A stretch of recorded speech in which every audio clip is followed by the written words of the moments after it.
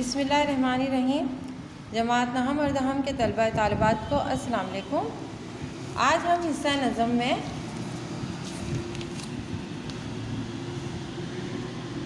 जो नज़म हम पढ़ रहे हैं वह है बरसात का तमाशा। शायर है नज़ीर अकबर आबादी और सफ़ा नंबर 128 पर।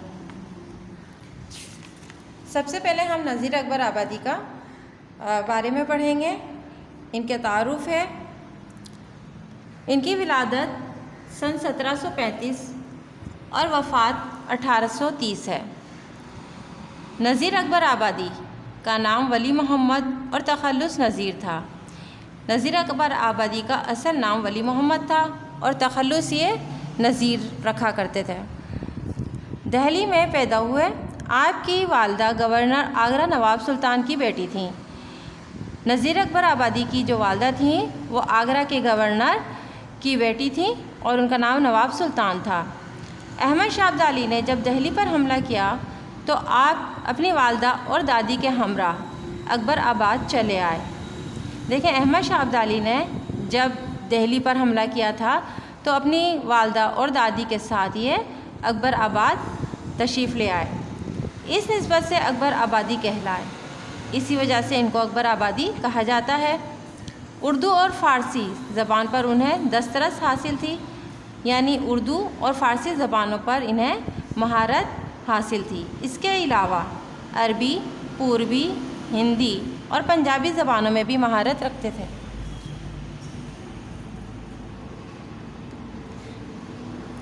इसके अलावा भी इनको दूसरी ज़बानों पे भी इन्हें महारत हासिल थी, अरबी, पूर्वी, हिंदी और पंजाबी ज़बानों पर। नज़ीर उर्दू के पहले शायर हैं जिन्होंने नज़्म शायरी को फ़रोग़ दिया, यानी नज़ीर अकबर आबादी वो पहले शायर हैं जिन्हें नज़्मिया यानी नज़्म कही जाने वाली शायरी पर उन्हें फैलाया, उन्होंने नज़्म शायरी को फैलाया। आपकी शायरी के मौज़ूआत इंसान, फ़ितरत, समाज वग़ैरह हैं। इनकी शायरी के जो टॉपिक्स ज़्यादातर उन्होंने शायरी की है वो इंसान, उसकी फ़ितरत और समाजी मौज़ूआत पर की है। वो एक ख़ालिस अवामी शायर थे, यानी कि उन्होंने जो शायरी की वो ख़ालिस अवाम के जज्बात को उजागर करने के लिए की थी। यही वजह है कि इनकी शायरी में त्योहार, फ़ितरत, समाज और माश के मुख्तलिफ़ पहलुओं को मौसर अंदाज में पेश किया गया है। इसीलिए इनकी शायरी को जब देखते हैं तो उसमें हमें अहम खुशी के दिन, इंसान की नेचर या उसकी फ़ितरत, हमारे समाज यानी कि हमारे माशरे में पाए जाने वाले मसाइल या उससे ताल्लुक़ रखने वाले मौज़ूआत को इन्होंने मौसर अंदाज में, ऐसे अंदाज में पेश किया है कि हम जब पढ़ते हैं तो हमारे दिल में उतर जाती है। बरसात की बहारें, आदमी नामा, हंस नामा और बंजारा नामा वग़ैरह उनकी मारूफ़ नज़में हैं। ये वो नज़में हैं जो इनकी बहुत ज़्यादा मशहूर हुई हैं और इनकी शोहरत का बाइस हैं। कुलियात नज़ीर अकबर आबादी उर्दू अदब का अजीम सरमाया है।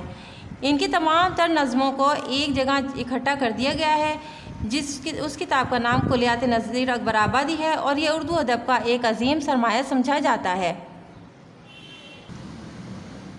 सफ़ा नंबर 128 पर देखिए बरसात का तमाशा। आइए हम इस नज़म को पढ़ते हैं और फिर इसकी तशरीह करते हैं। खुर्शीद गर्म होकर निकला है अपने घर से, लेता है मोल बादल कर कर तलाश ज़र से। आई हवा भी लेकर बादल को हर नगर से, आधे असार तो अब दुश्मन के घर से बरसे। आयार चल के देखें बरसात का तमाशा। इस बंद में नज़ीर अकबर आबादी शायर के मौसम, बारिश के मौसम को बयान कर रहे हैं कि बारिश हो जाने से एक तमाशा बर्पा हो जाता है। तमाशा का मतलब है यानी कि एक नया नज़ारा देखने को मिलता है।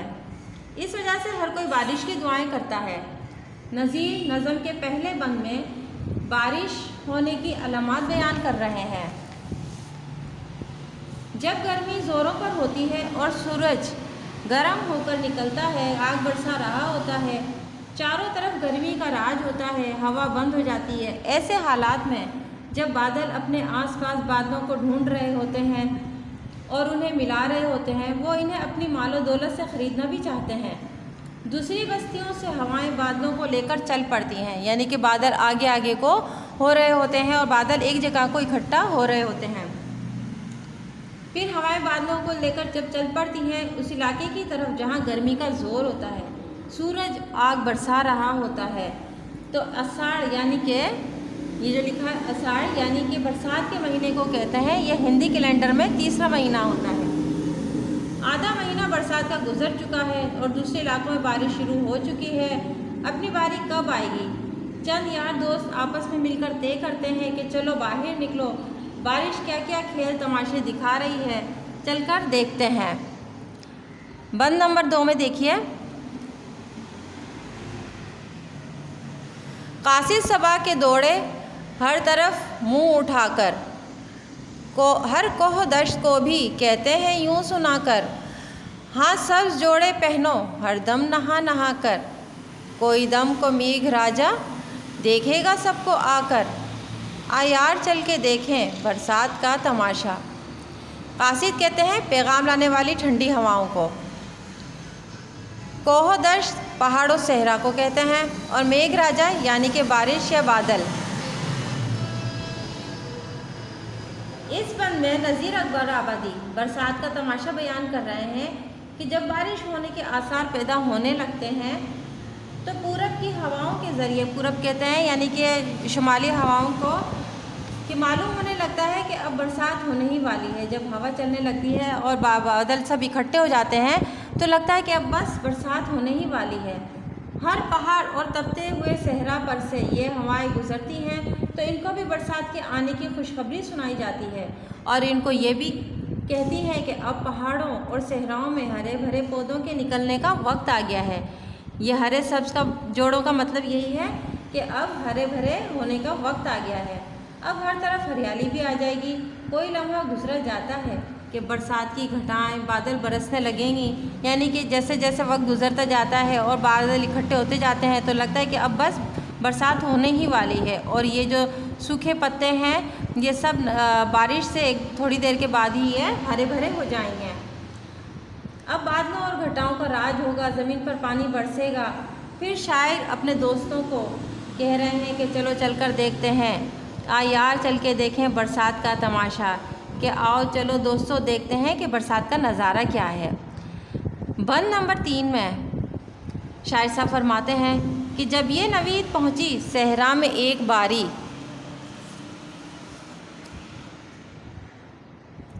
जब ये नवीद पहुंची सहरा में एक बारी, होने लगी वहाँ फिर बरसात की तैयारी। चश्मों में कोह के भी हुई सबकी इंतज़ारी, मौसम के जानवर भी आते हैं बारी बारी, आ यार चल के देखें बरसात का तमाशा। इस बंद में नज़ीर अकबर आबादी फरमाते हैं, यानी ये बरसात का तमाशा यूँ पेश कर रहे हैं कि बारिश से पहले जब ये खुशखबरी एक बार सहराओं और बयाबानों में पहुंचती है तो हर कोई बारिश आने की तैयारी करने लगता है। पहाड़ों में जो चश्मे सूखे पड़े थे वो भी बरसात का इंतज़ार करने लगे हैं, यानी चश्मे कोह दश्त में यानी कि जो सहराओं में सूखे हुए थे वो भी बारिश का इंतज़ार कर रहे हैं कि कब बारिश होगी। बारिश और हमारे चश्मों में भी मीठे पानी उबलेंगे। ये वहाँ के चश्मे जो सूख गए हैं वो इंतज़ार कर रहे हैं कि बारिश होगी तो हमारे चश्मे भी मीठे पानी से भर जाएंगे, फिर ज़मीन के बाहर आकर पानी की कमी को पूरा कर देंगे। इसी तरह बरसात के मौसम के जानवर परिंदे जो दूर के इलाकों में रहते हैं बारिश के मौसम का मज़ा लेने यहाँ आने लगते हैं। उनकी बारी लग जाती है कि एक के बाद एक जानवर और परिंदा बारिश का तमाशा देखने के लिए आ रहा है। फिर शायर फरमाते हैं कि आ यार चल के देखें बरसात का तमाशा, कि आओ दोस्तों चलकर देखते हैं वहाँ पर भी कि सहराओं में बरसात का कैसा नज़ारा है।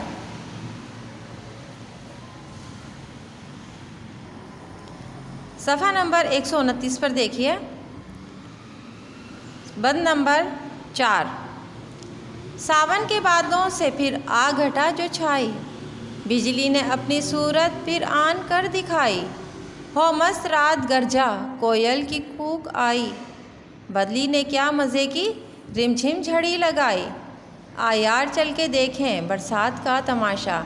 सावन कहते हैं बारिश को, ठीक है। और आज यानी कि जो आसमानी बिजली गरजती है। झड़ी लगाई यानी जो मुसलसल बारिश होती रहती है, रिमझिम चलती रहती है थोड़ी थोड़ी बारिश, उसे कहते हैं। यहाँ पर शायर साहब फरमाते हैं कि ये इस बात में नज़ीर अकबर आबादी ने फरमाया है कि जब सावन का महीना आता है यानी बारिश शुरू होने वाली होती है तो फिर बादलों की काली काली घटाएं जमा हो जाती हैं।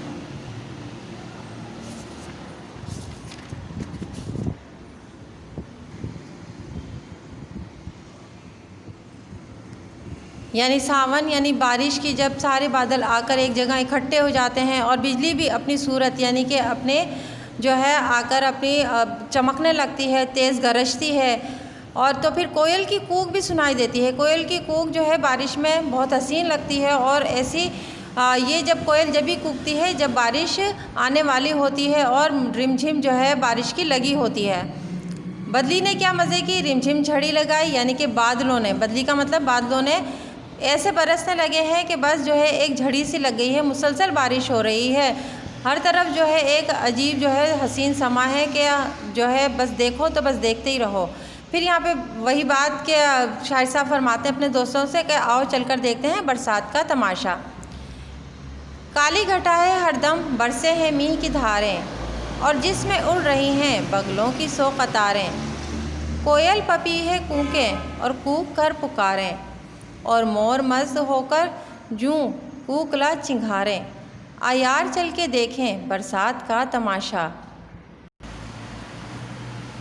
इस बात में नज़ीर अकबर आबादी साहब फरमाते हैं कि बरसात जब होती है उसका नज़ारा क्या होता है कि अब बरसात की रिमझिम शुरू हो गई है। देखें कि काली घटा जाने के बाद जब रिमझिम शुरू हो गई, बारिश शुरू हो गई, धुआंधार माहौल में पानी की धारें भी दिखाई देने लगती हैं तो उनके गिरने की आवाज़ें आ रही हैं। आसमान पर बादलों की तरफ देखो तो बगला कहते हैं एक परिंदा होता है, सफ़ेद परिंदा होता है, उसका नाम है कि उसकी कतारें जो है एकदम गोल बना बना कर इधर से उधर उड़ रहे हैं। बरसात के मौसम में यहाँ से वहाँ आ जा रहे हैं। उनकी एक कतार में 100 के करीब बगले उड़ते दिखाई देते हैं। बरसात के मौसम में ही कोयल और पपीहे की कूकने की आवाज़ें सुनाई देती हैं। कोयल भी परिंदा है और पपीहा भी, ठीक है। ये ऐसे इनकी जो आवाज़ें सुनाई देती हैं वो इनकी इतनी खूबसूरत आवाज़ें होती है कि कानों को बहुत ही भली मालूम देती हैं, बहुत अच्छी मालूम देती हैं और माहौल को और ज़्यादा अच्छा महसूस होता है। मैं बरसात के मौसम में मोर भी मस्ती में आ जाते हैं। ये मोर जब इतना अच्छा माहौल देखता है तो वो भी जो है खुशी से नाचने लगता है और अपने पंख फैलाकर ऐसे नाचता है और मौसम को और मज़ीद जो है हसीन बनाता है। हुद एक परिंदा है कि वो कैसे पीछे रह जाए, वो भी चोंचे खोलकर चिंघाड़ने की आवाज़ें निकालता है कि फ़ज़ा में ऐसी आवाज़ें निकालता है कि फ़ज़ा और ज़्यादा हसीन नज़र आती है। शायर ऐसे माहौल को देखते हुए फिर अपने साथियों को कहता है कि दोस्तों बाहर निकलो और बारिश का तमाशा देखो। बंगले सबों ने हर जा छवाए ज़र दे, मेवे मिठाई अम्बा अंगूर और सरदे, पकवान ताज़े ताज़े खासे पुलाव जरदे, बरसे है अब्रे बारां खुलवा दिए हैं पर्दे, आयार चल के देखें बरसात का तमाशा। छवाए का मतलब होता है छप्पर डाले, ठीक है, और ख़ासे यानी कि ख़ास खाने जो इस मौसम में बनाए जाते हैं। अब्रे बारा का मतलब होता है बारिश के बादल।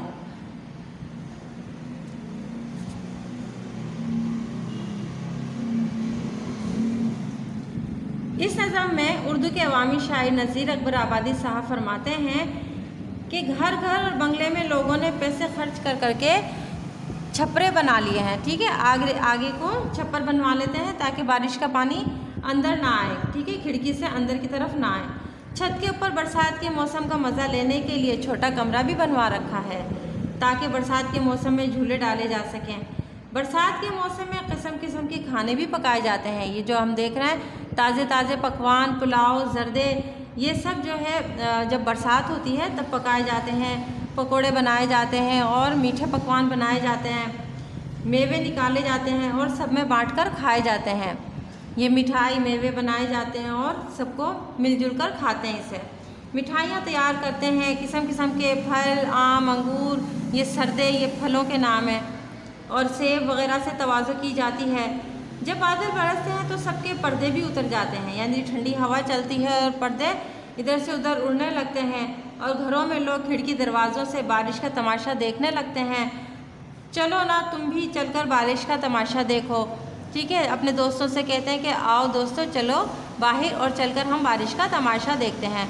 ये इतनी खूबसूरत नज़म जो है ये कुलियात नज़ीर अकबर आबादी से ली गई है। अब इस नज़म का इख्तिताम होता है। इंशाल्लाह जो है आपको ये अच्छे से समझ में आ भी गई होगी, और बरसात का तमाशा आपने इससे इंजॉय किया होगा कि जब बारिश होती है तो कितना हसीन मंज़र होता है। सफ़ा नंबर 130 पर सवाल नंबर 3 दर्जे जवाबात में से दुरुस्त जवाब पर सही का निशान लगाइए। ये आपको होमवर्क दिया जा रहा है, ये इसी में ही हल कर लीजिएगा। इसका अलिफ है, बारिश की वजह से ताज़े ताज़े मौजूद हैं। क्या मौजूद है यहाँ पे? ताज़े ताज़े पकवान। ये एक मैंने किया है। इसी तरीके से आप बाकी जो बे, जीम, दाल और हे है, इसी में से जो सही आपको मुंतखब कर लीजिएगा, जो आपको सही लगता है इसमें से। ये आपका होमवर्क है, इसी में ही कर लीजिएगा। लेकिन इसके अलावा मैंने आपको नज़म का आपको पहले भी समझाया था कि नज़म इशार का ऐसा मजमुआ जिसमें एक मरकज़ी ख़याल हो।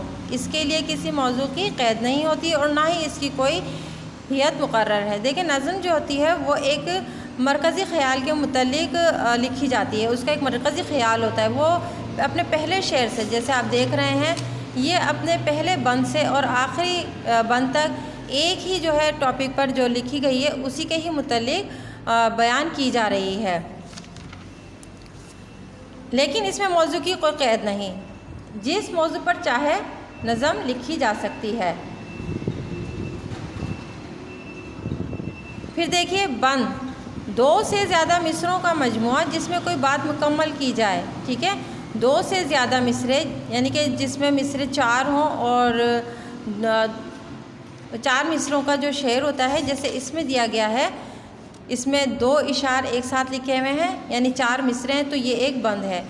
तो इसे हम 4 मिसरों पर मुश्तमिल जो शेर होगा, 2 इशार पर मुश्तमिल होगा, उसे बंद कहा जाएगा। और मुखमस ऐसी नज़म को कहते हैं जिसके हर बंद में 5 मिसरे हो। कुछ नज़में ऐसी भी होती हैं जो 4 की तो यह है जिसे बंद कहते हैं। इस तरह से 5 मिसरों की जो नज़म होगी उसे मुखमस कहा जाता है।